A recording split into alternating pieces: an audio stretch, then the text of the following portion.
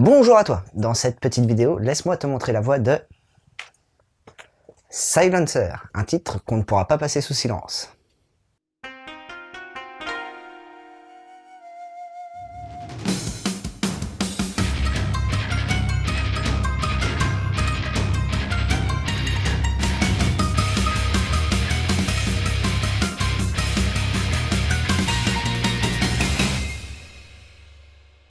Shizuka est une policière douée, d'une très grande intelligence, mais aussi dotée d'une forte personnalité, on va dire. De retour des États-Unis, après un stage de 2 ans, elle se voit mise au placard. Bon, faut dire aussi que le fait qu'elle ait eu la gâchette facile, ça a pas trop aidé. D'ailleurs, son surnom dans la police, c'est Silencer.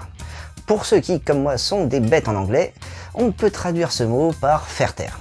Tout un programme en somme. Mais revenons à l'histoire. Shizuka est mutée dans le bureau annexe de la sécurité aux personnes.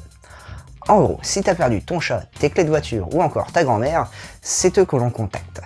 Dans ce service, elle va avoir comme collègue Iba, un homme très charmant, puisque c'est un flic ripou et sexiste. Mais bon, malgré cette situation peu glorieuse, elle continue de faire son devoir. C'est au cours d'une banale enquête que ce duo de choc va être témoin d'un meurtre, et ça, c'est que le début des ennuis.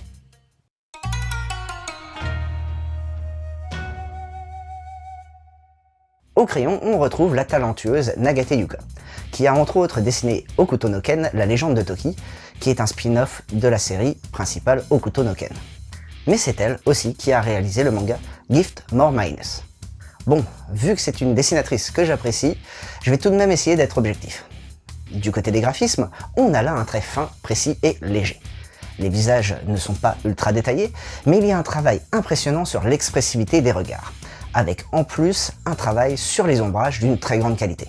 Dans son dessin, elle arrive à passer de scènes très dures et trash à des scènes où l'on ressent un petit côté poétique. On pourra aussi remarquer qu'il y a pas mal de plans serrés sur les visages ou sur les détails et très peu de plans larges. Pour ce qui est des arrière-plans, on reste dans la même lignée avec quelque chose de très détaillé, ce qui nous permet une meilleure immersion dans ce manga. Bon, comme tu le vois, j'ai dit pas mal de bien concernant l'autrice, mais il y a un petit truc qui me dérange. C'est le fait que Shizuka ressemble pas mal au personnage de Tamaki dans Gift More Minus. Mais bon, Silencer étant sorti au Japon avant Gift More Minus, on peut donc dire que ça ne soit pas fait exprès sur ce titre. L'histoire se voulant percutante, on a donc un émou dynamique avec des compositions de pages qui vont accentuer l'intensité de l'action, c'est pour cela qu'on retrouve pas mal de superpositions tout au long des actions. Pour ce qui est de la jaquette, on retrouve un côté crayon gras qui est fort agréable.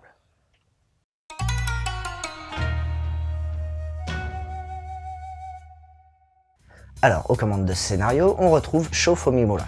Ce nom te dit peut-être rien, mais si je te dis qu'il signe aussi sous le pseudo Buronson, et ouais, ce n'est autre que l'auteur du célébrissime Hokuto no Ken, Ken le survivant. Bon, maintenant qu'on l'on sait ça, on comprend mieux pourquoi le scénario est un chouïa violent. Car on commence tout de même le manga avec une scène de sexe qui se finit avec des morceaux de cervelle qui repeignent la pièce. Rien que ça. On nous expose donc un univers bien dark dès les premières pages avec un personnage principal très ambigu. En effet, Shizuka est une policière, tout ce qu'il y a de plus normal, mais elle a tout de même un sens moral bien à elle, ce qui par moments va lui faire prendre des décisions répréhensibles d'un point de vue légal. Mais malgré ces décisions, on arrive totalement à comprendre ses choix. Ça lui donne au passage une petite ressemblance avec le personnage de comics Batman. On a aussi un personnage qui est à l'opposé d'elle, c'est celui de Iba, qui est un personnage poussé à l'extrême dans le type véreux. En effet, Iba, en plus d'être le plus ripou des ripoux, n'hésite pas non plus à droguer sa collègue afin de profiter d'elle. Un collègue sur qui on peut compter quoi.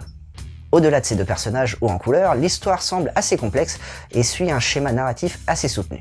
Faut dire aussi que cette série ne compte que 4 tomes, donc faut qu'il y ait du rythme. Grâce à ce duo, on a donc une petite perle du thriller un peu trash.